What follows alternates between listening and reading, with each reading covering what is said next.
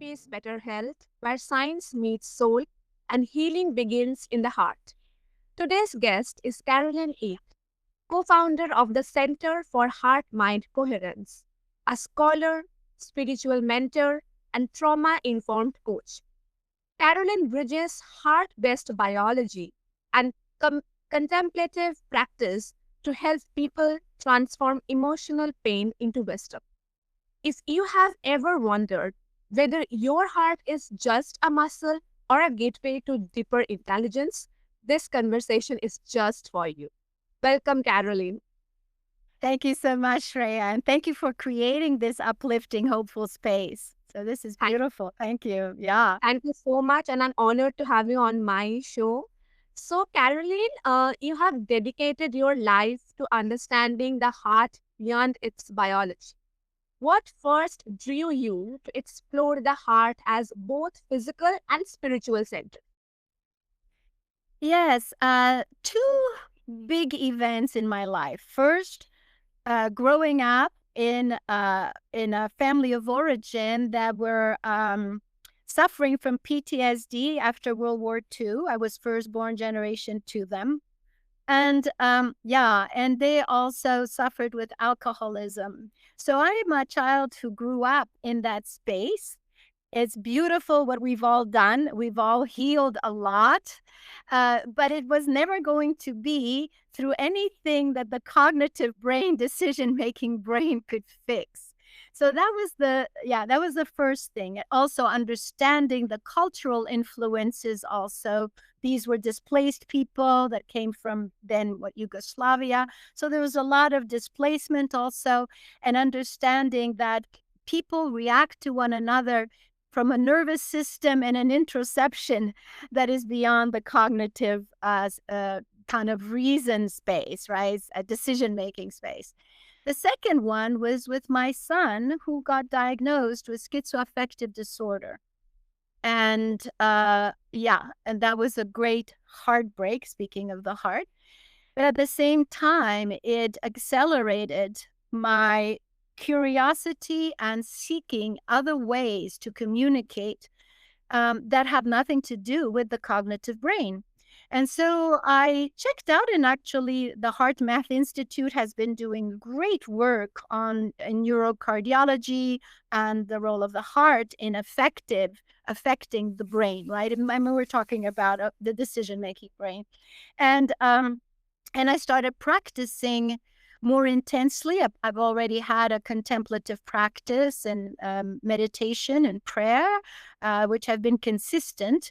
As they say, a safe nervous system detoxes the past. So this has been really important. But when then my son went through this, I decided to even more go into working with the heart. And it is amazing what has been happening between my son and myself.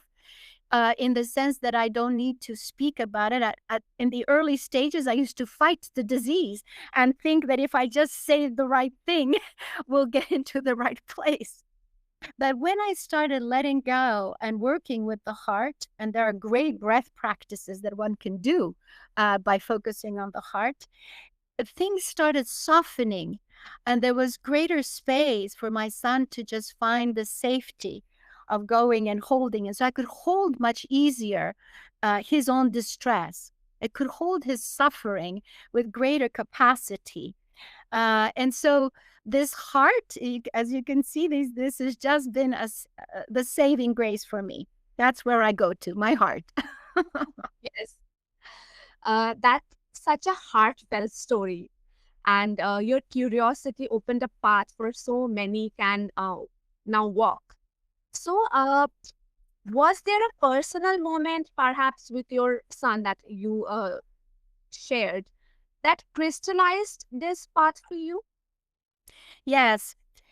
Uh, as you do the work, the inner work of the heart, and I speak about going into the chambers of the heart, the mystery of the heart, we know from a biological perspective that the heart is sending more messages to the brain, and we're talking about again the decision-making brain, than the decision-making brain can to the heart. So the brain is constantly reacting to whatever is going on in the heart. I often speak of the heart as the clearinghouse of emotional energies. And I say this not only is neuroscience kind of catching on to this, but the fact is that we know across cultures and across peoples on the planet that we never say, oh, what a joyous brain. We all say, oh, what a joyous heart. We never say, oh, what a courageous brain or what a loving brain. We all know that it's in the heart, right? And of course, Yes. neuroscience is checking if it has to do with the vagal nerve surrounding the heart or whatever it is, right? But we know in a practical way that the emotional energies are connected to the heart. And so, one of the things in my contemplation and in my work with what I call the chambers of my heart, right, is that I came in touch with the guilt that I carried when I faced my son in his illness. And that guilt was not helping us connect and communicate. That guilt actually was aggravating. It was the wrong message. And so it brought me deeper into going and to softening that guilt and the various other things that would happen, the anger, the frustration, right? The lack of control. And so all this, as I softened those inner spaces, it opened up the space between my son and I so that we could actually hold the illness as not an enemy, but a space to deepen our own connections. And so I would begin addressing the illness. No longer, I remember one time when he was at throes with the suffering of the illness. Of course, he's on good medications, but medication on its own doesn't do it. You need love, you need support, you need the constant presence. And so one time he sent a very nasty email to me, a text, because he was out of it, right? And at the beginning, way back of his illness, I would take it personally because I wasn't clean in my heart. But as I softened that, I understood it was the illness acting out. And I sent a message back to him where I said, dear illness, I know that you are in some way protecting my son with your anger and all his suffering. And so thank you for doing the best, but I do not wish to talk to you. I wish to talk to my son now. And I said that, and it was simply inspired from the heart because I didn't even know that I would say such a thing, right? Talking to the illness and whatnot. It was amazing. Yeah. Within no time at all, within less than 5 minutes, my son writes back a text, Mom, thank you for seeing me. And so it was just an amazing experience, right? Almost miraculous, right?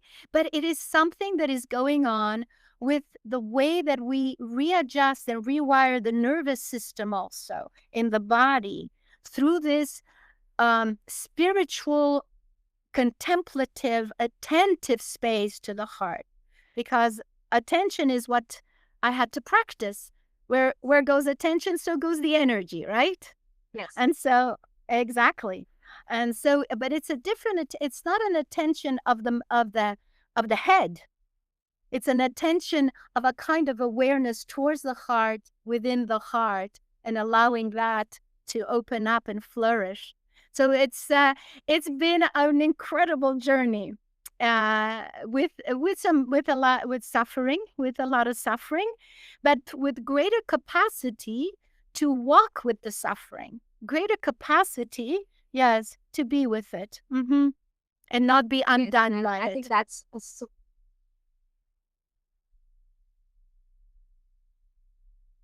yes.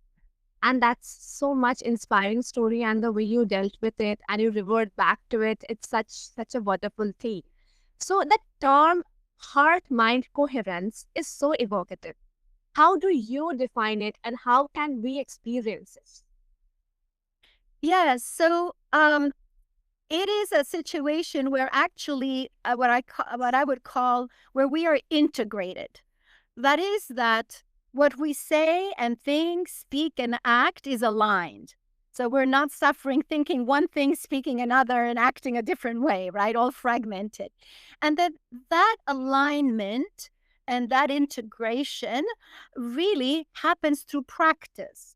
And so, of course, we have different breath work to work with the heart. But we know from neuroscience that when we actually activate the ventral, what's called the ventral vagal nerve, right? And when we actually down-regulate, that then we clarify also the spaces in the brain. The brain can be more open and think more clearly. There were great research done with children, both in refugee camps as well as in schools where they were doing very poorly on tests, etc.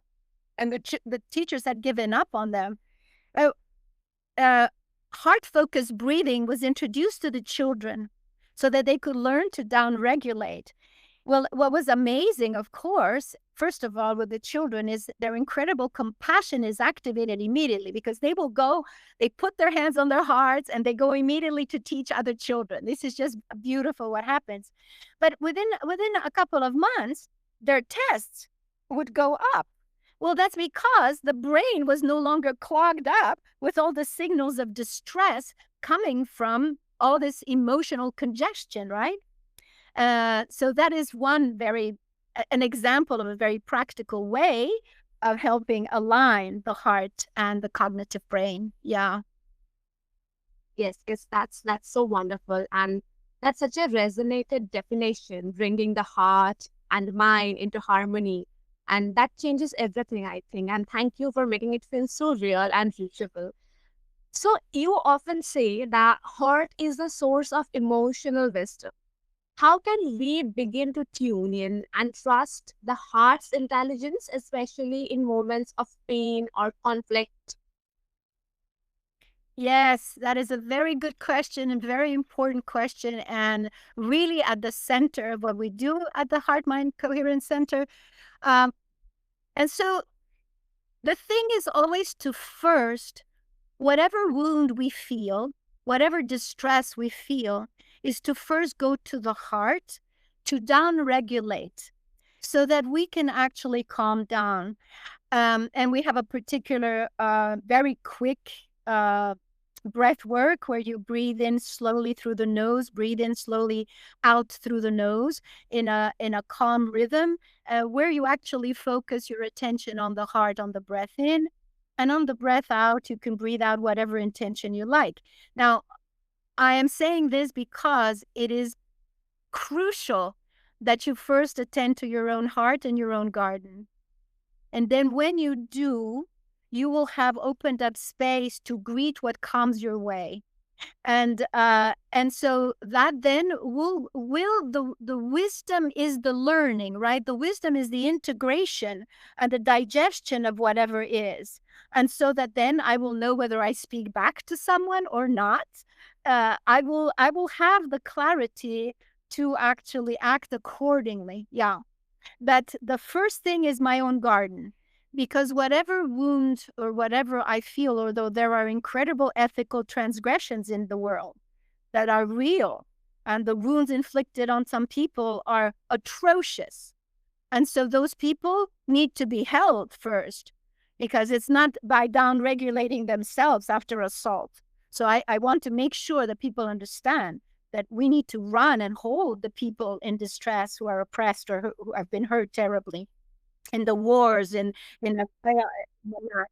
That out of the everyday practice, to notice my wound or to notice my reaction is the first step, because it's that reaction that actually needs to be softened so that I find the freedom to do then the right action. Mm-hmm. Yes. And that's such a gentle wisdom. Learning to trust the heart in hard moments is really a true courage. And thank you for guiding us towards that deeper learning. So, as someone trained in trauma informed care, how do you help people access heart wisdom without bypassing the deep emotional wounds? Yes. Well, we do actually create space to go and look at what we call core emotional addictions. That is, that we lead people through our sessions and our workshops and our therapies to actually Notice gently without forcing where the wounds lie and what are the patterns attached to them, behavioral, self-sabotaging patterns, repeating patterns.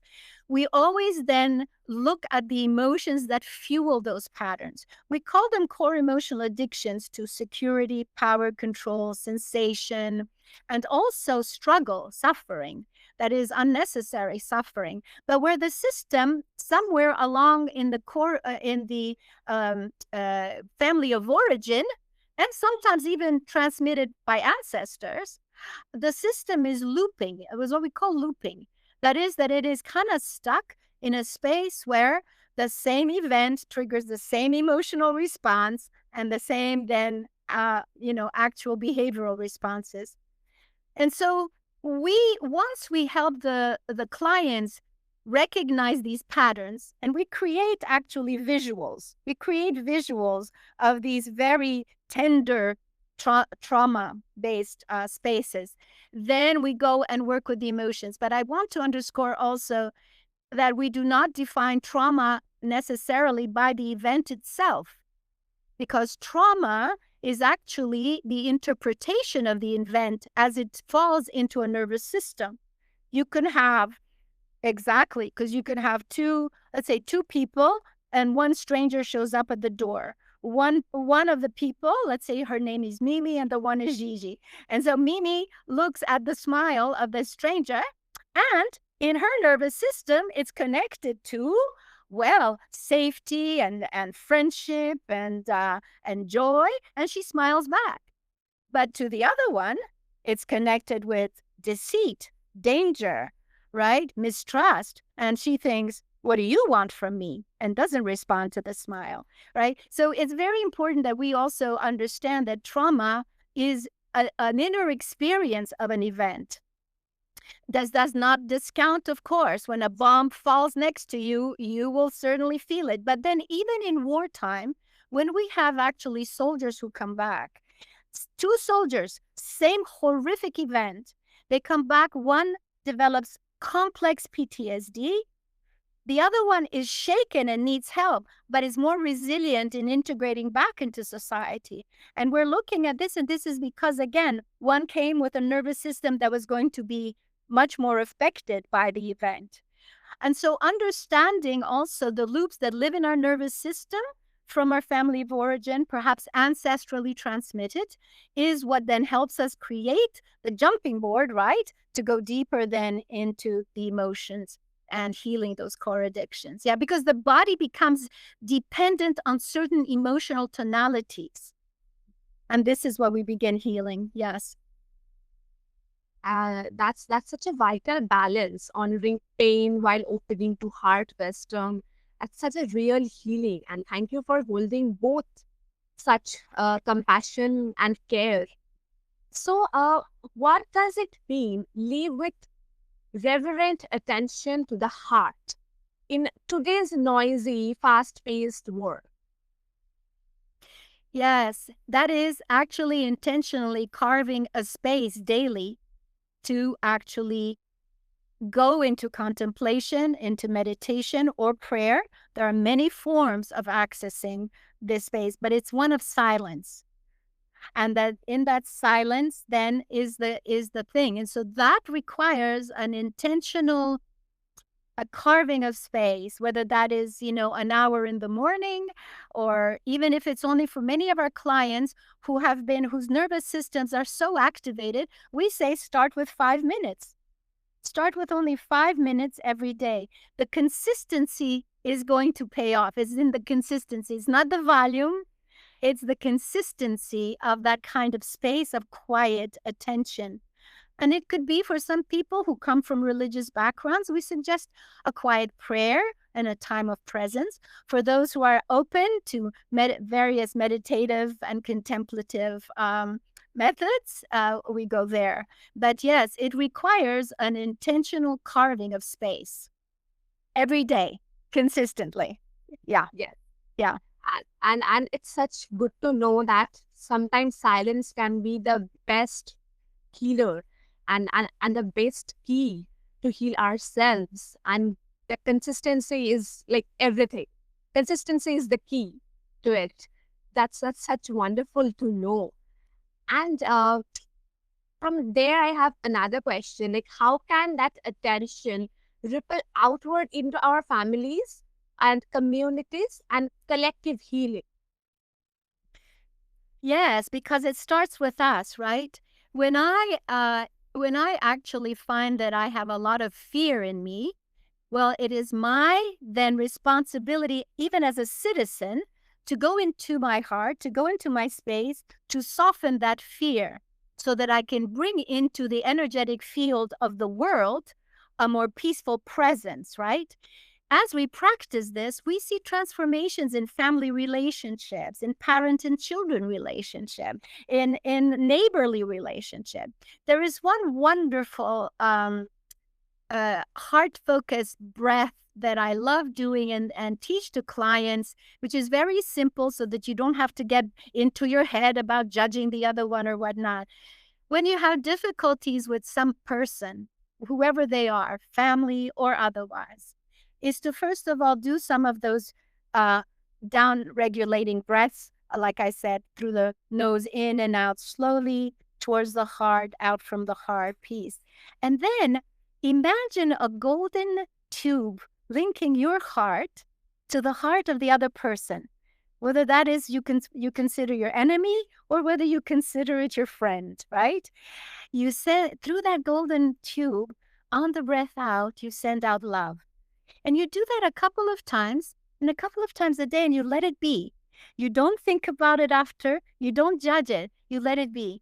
But what you're doing is something that now even neuroscientists are trying to see. Actually, neuroscientists have been very much informed by quantum physicists who are understanding electromagnetic fields, are understanding that we live in a shared field of energy. And so just that will first of all calm you so that you're not stuck on your enemy. It will certainly downregulate you. But it yeah. But you are actually intentionally then sending into the field grace and peace and love. So yes, it always starts with me, and then it will make me a better citizen, a better mother, father, spouse, friend, etc. Yes, yes, absolutely. And that's wonderful that if I am a good person, then like I can share my energy to others. Like if I'm feeling good, then I can make others feel good too. That's so wonderful. And after this, if my listeners want to connect with you, then what's the best way? Yeah, so you can go to our website for the Center for Heart Mind Coherence, and it's cfhmc.com. I don't know if you can put that on your when you do that, but it's C for centers, F for now I'm getting confused. A minute. It's cfhmc.com. And then you'll have a contact form. You can check our website and we will get back to you within 24 hours. We respond and you can write your note and what you would like to do. But going to the website will give you a lot of information. We also have a free heart-to-heart meeting every second Tuesday of the month. Again, you can find that on the website. And we have it costs $75, but it's a video that helps you actually already see what you might be carrying in terms of emotional stuckedness and loopiness. And that's also available on the website. Okay, okay, okay. And I will make sure to attach all the details and all the links below so that our listeners can find them easily and reach out to you. And thank you, Caroline, for this wonderful conversation and for opening the doorway to the wisdom of the heart.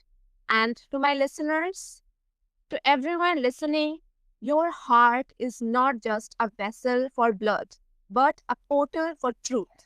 In a world pulling us outward, may we return inward. Tune into the rhythm, the signal, the silence of your heart. There lies your healing and ours. Until then, stay tuned, stay grounded, be creative, and listen to inner peace better.